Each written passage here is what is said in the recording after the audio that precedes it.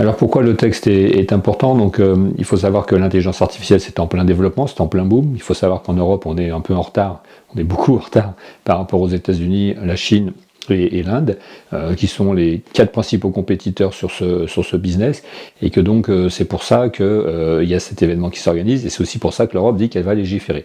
Le problème de cette législation, qui s'appelle le règlement européen sur l'intelligence artificielle, donc on va l'appeler le RIA, dans le langage français, dans les textes en France, c'est que les autres pays, ils n'ont pas à réglementer en fait.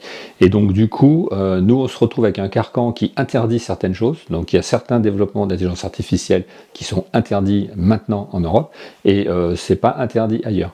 Et surtout, vous le verrez, le règlement en fait, il a introduit un peu le loup dans la bergerie, parce que c'est interdit, mais sauf. Voilà. Et les mais sauf, en fait, dans des textes de loi, en fait, c'est très compliqué ensuite à gérer, parce que en réalité, ça veut dire que il va y avoir des abus. Et à partir de là, qui contrôle? Alors en France, c'est la CNIL, il n'y a pas beaucoup de pouvoir, mais bon, il y a quand même un contrôle. Dans les autres pays européens, il y a d'autres organismes équivalents. Et ça va constituer la gouvernance de cet accord sur l'intelligence artificielle européen.